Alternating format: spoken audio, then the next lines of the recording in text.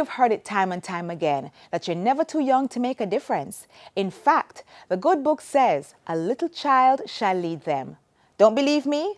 Listen now as young 14-year-old Reajean Bennett shares how she is using her skills in broadcasting to craft a bright and promising future. Not very often we get a chance to meet junior broadcasters like yourself or a junior broadcaster like yourself. And so it gives me great pleasure and quite an honor to sit and talk with you today. So tell me a little bit about yourself.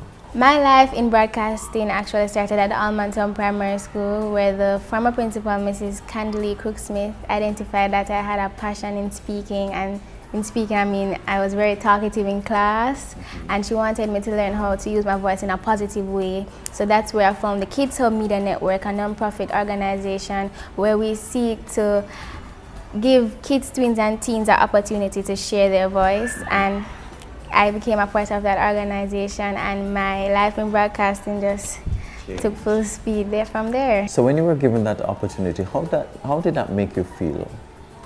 I felt amazing because now learning how to use my voice in a positive way, I am better able to interact with others, I have better communication skills, and I just find myself being a better individual. Do you believe that you found your passion? Yes, I have found one of my passions. One of the passions. Of journalism. Yes. But I just love being on camera and having a mic and letting my voice be heard. And what I love about journalism is that it helps you to be a current and well-rounded individual. Your opportunity which you were given to be a part of the President Obama visit to Jamaica, what are some of the other issues that you're able to deal with as a junior broadcaster? I'll mainly focus on the confidence that the young boys and girls may have in themselves. Bullying, we recently spoke about bullying in schools and how that affects others. And just how to be the best you in all that you can do. And how are you able to strike a balance between, obviously you're doing well academically here at St. Hugh's and being a junior broadcaster, how are you able to strike the balance between both? I'm doing my best at the time management because it's not an easy concept to grasp for me, but I am still trying. And it's just a blessing, I guess, when some people ask me how do I manage this and multi-talents, and I just organize myself well and try to cover a lot in the time I'm given. And so you live in a single parent household, but aren't mothers amazing to Yes. provide the nurture and the care and the love and the kind of motivation? But there's something else. What is that other little thing that keeps you motivated outside of your mother's encouraging words? I would have to say, I would have to give it all to God, that He keeps me going, because many times you're gonna feel demotivated and that you can't go on, but then you just remember where you're coming from and where you are now, and you actually feel proud of yourself, not overconfident, yes, but in that essence to say you are thankful and that you can't wait to see where you are to go in the future. So I would have to give it all to God. What is the one lesson that you've learned having been a junior broadcaster?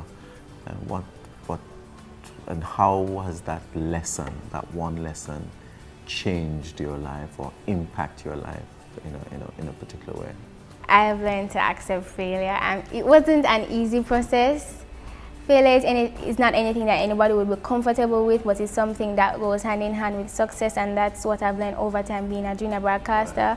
It has just been helping me in my growth as a junior broadcaster, and just how to handle criticism, and to just, you don't take it negatively but turn it into a positive way in order to bloom you and to just allow you to become the individual that you should be.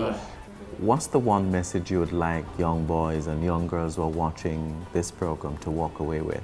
To try. So that's what I would want them to walk away with. Never give up on your dreams and always aspire to be the best you that you can be, and to just aspire to achieve greatness and always put God first. And so I want to take this opportunity to say thank you so much. Yeah, and it really was a pleasure talking with you and to you.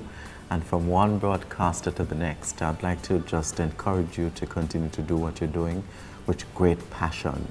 And if you want to become successful, more successful and great in the business, then that inner passion must always be like a candle burning, never out. But the flame is constantly burning. That when you think about all the things that you want to accomplish, you feel so good inside, and you're filled with so much joy. When you have that kind of passion, there's longevity. So I wish you all the very best, and thank you so much for talking to us. Thank you.